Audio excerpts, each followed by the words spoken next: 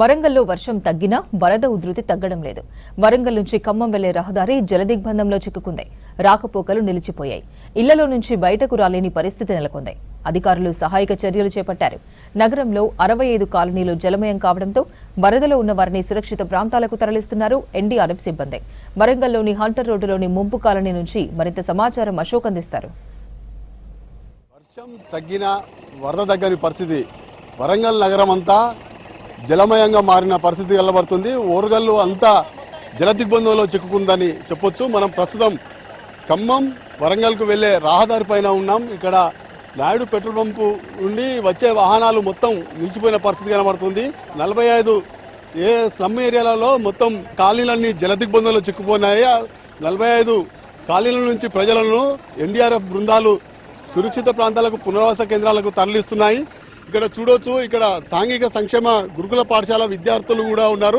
ఆ విద్యార్థులు 450 మంది విద్యార్థులు అందులోనే ఉండడంతో అక్కడికి ఆహారం వాళ్ళకు పంపించే ప్రయత్నం అయితే అధికార యంత్రాంగం చేస్తుంది.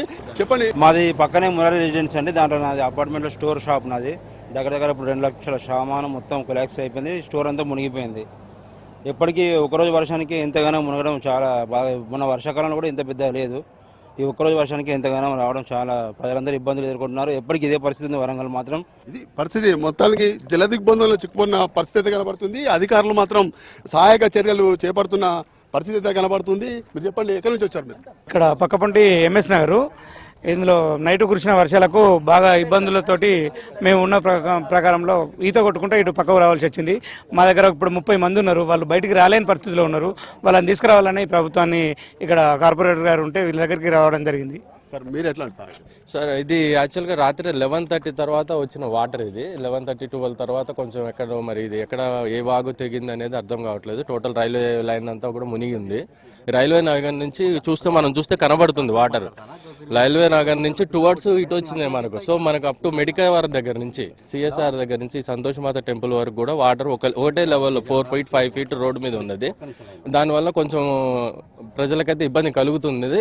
మనకు మెయిన్ కర్తవ్యం ఏంటంటే లైఫ్ సేవింగే ఉంది. ఇక్కడ ఎక్కడెక్కడైతే లోపల ప్రజలు ఇబ్బందుల్లో ఉండి వాళ్లకు ప్రథమ కర్తవ్యంగా మనకు లోకల్ కార్పొరేటర్ గారు కూడా ఇక్కడ ఉన్నారు. ఈ వాటర్ నుంచి ఈ బొందువాగి ఇదంతా టోటల్ మార్క్స్ హాస్పిటల్ ఇదంతా టోటల్ ఫిలప్ అయి ఉన్నాయి సార్. అంటే ఎప్పుడెప్పుడు రిస్క్ టీమ్ అంతా పబ్లిక్ చిక్కపోయిన పబ్లిక్ అయితే బయటికి తీస్తాను సార్. అది అంతా ఓకే. ఈ ఏరియాలో అయితే పర్లేదు సార్. వాటర్ అయితే స్టాక్ అయి ఉంటాయి. సార్ మీరు చెప్పండి, ఎన్డీఆర్ఎఫ్ బృందాల నుంచి పునరావాస కేంద్రాలకు ఎక్కడికి తరలిస్తారు? ప్రస్తుతానికి మా సోషల్ వెల్ఫేర్ డిగ్రీ కాలేజీకి సంబంధించిన పిల్లల్ని 450 మంది పిల్లల్ని భూపాలపల్లి కాలేజీకి, అదేవిధంగా మడికొండలో ఉన్న కాలేజీకి షిఫ్ట్ చేయడం కోసం ఏర్పాట్లు చేయడం జరుగుతుంది. వాటర్ రాత్రి 8 గంటల నుంచి ఫుల్ ఫ్లోలో పోతున్నాయి. 4 feet 5 feet పోతున్నాయి.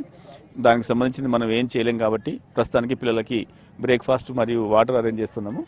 ఆ తర్వాత ఇక్కడ నుంచి ఇంకో 1 hourలో షిఫ్ట్ చేసి ఇతర షెల్టర్లకి పంపించడానికి ఏర్పాట్లు చేస్తున్నాం.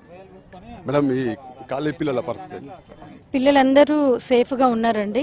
మాకు డిస్ట్రిక్ట్ అథారిటీస్ వాళ్ళు కూడా కలెక్టర్ కావచ్చు, అడిషనల్ కలెక్టర్ కావచ్చు, మా హెడ్ ఆఫీస్ సెక్రటరీ కావచ్చు, టైం టు టైము మాతో కాంటాక్ట్లో ఉన్నారు. పిల్లలందరూ సేఫ్గా ఉన్నారు.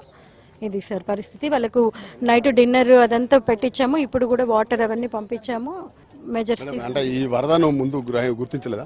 సాయంత్రం 8 వరకు వాటర్ లేవు సార్. మేము అన్ని మెజర్స్ తీసుకుంటూనే ఉన్నాము. ఎలాంటి వాటర్ రాలేదు sir. All of a sudden ఇలా జరిగింది. వెంటనే మేము అప్రోచ్ అయ్యాము సార్ అథారిటీస్ని.